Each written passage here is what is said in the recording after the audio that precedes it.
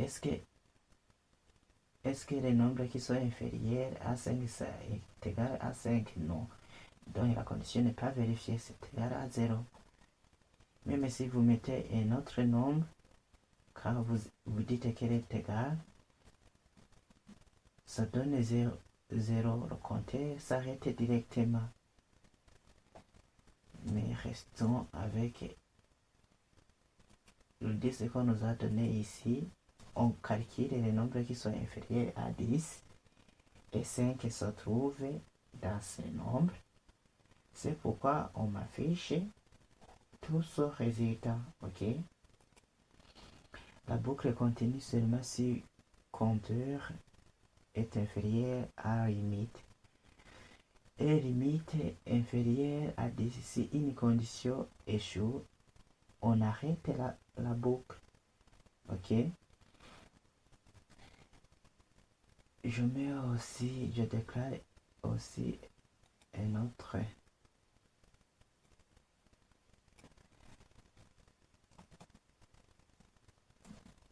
variable que je vais appeler nombre secret.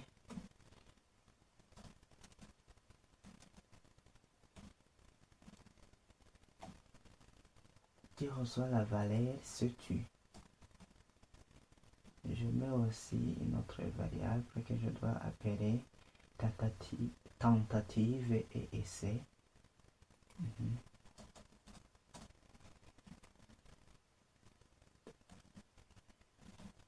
Tentative.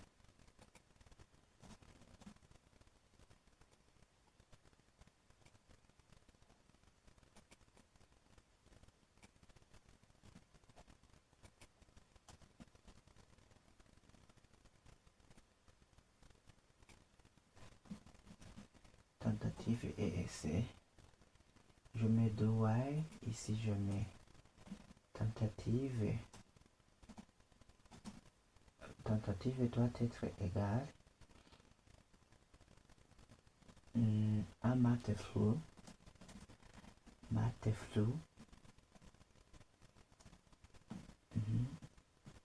Une classe qui comprend la fonction flow. Regardez ici, on dit ce qu'est flow, la méthode flow ou bien la fonction flow. Ce qui signifie return the greatest integer resident or equal to its numeric argument. Signifie qu'elle va retourner un entier qui est grand, inférieur ou égal à son argument numérique. Donc ne prenez pas ça en tête et on va explorer ça petit à petit. Ne paniquez pas, mais sachez que ça va retourner seulement un entier grand. Je mets aussi une autre méthode de la classe math, même si on n'a pas étudié, c'est random. Ici permet de choisir un nombre aléatoire qui se trouve entre 0 et 1.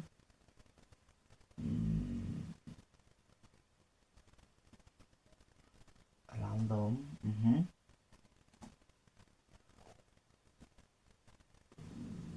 Random. Et c'est une fonction que je dois multiplier par 10.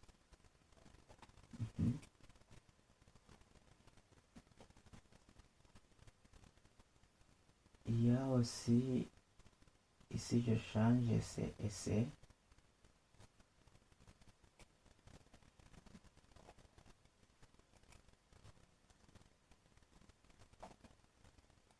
Ici je mets essai. Essai plus. Et puis j'affiche quoi? Essai et tentative. Ok. Donc ici je mets essai. Tel point.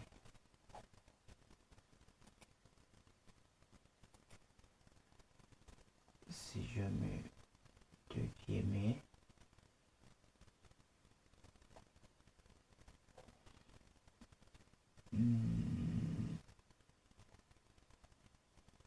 ici il fallait que je mette essai pour afficher le nombre, virgule, le essai doit être égal, donc je mets une flèche qui montre, non, oui, c'est comme ça, et ici j'arrive au compteur, je mets tentative, le nombre de tentatives, et puis la condition sera que tentative doit être inférieure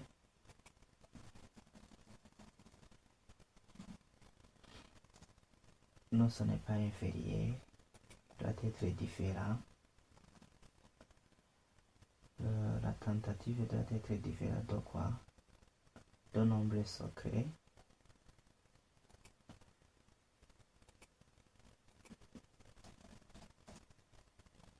Nombre secret. À même état, je vérifie quoi? Essai est inférieur à 5. Le nombre d'essais doit être inférieur à 5.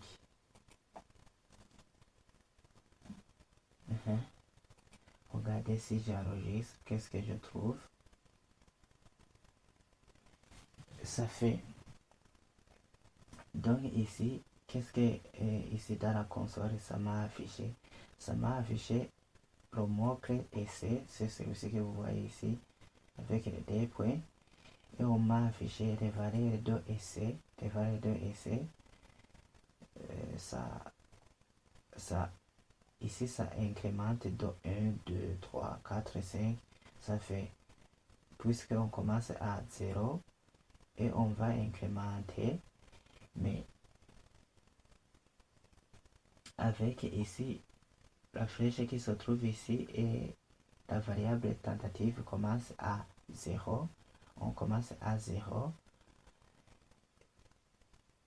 Et je regarde seulement la condition qu'elle nous a donnée. Ici, ce sont des nombres aléatoires. Donc, c'est du hasard. C'est la machine qui va calculer ça. Moi, je ne tiens pas je ne tiens pas compte de cette ligne. Pour le moment, je ne veux pas que vous paniquiez. Vous allez vite comprendre quand on aura étudié les fonctions. Ici, je regarde seulement la condition. Donc, tentative est différent du nombre de secrets. Or, le nombre de secrets est égal à 7. Donc, pour les nombres qu'on a cherché dans tentative, on a cherché des nombres aléatoires. C'était 1, 5, 2, 3, 8. Et on n'a pas encore trouvé... on n'a pas encore trouvé 7. C'est pourquoi ici on m'a affiché tous ces nombres. Et il a vérifié en même état si essai est inférieur à 5. Est-ce que l'essai est inférieur à 5 alors que essai est égal à 5? Ça s'est arrêté. Puisque ici on voit que essai est égal à 5. Donc d'ici, ça s'est arrêté. Regardez si je fais un autre enregistrement. Vous voyez, ça change de valeur. Ça fait 1, 2, 3, 4, 5. En arrivant ici, je vais regarder bien si j'ai bien mis les conditions. Oui, c'est vrai. Si je regarde ici, toujours, on n'a pas encore dans les nombres aléatoires, on n'a pas trouvé 7. Regardez même si je fais enregistrer. On a fait un seul essai. Pourquoi? Directement, on a trouvé le nombre de tentatives qui est égal à 7. Donc, si il est égal à 7, tu t'arrêtes directement, puisque on a dit tentative, doit être différent du nombre de secrets. Or, le nombre de secrets est égal à 7.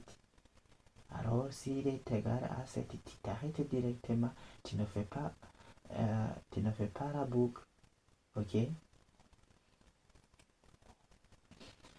La boucle continue tant que la tentative n'est pas correcte et qu'on n'en a pas dépassé 5 essais. Dès qu'une des conditions devient fausse, c'est la fin de la boucle. Voilà comment utiliser et dans une boucle de while en JavaScript. Retenez bien, do while exécute toujours le code au moins une fois et toutes les conditions doivent être vraies pour continuer.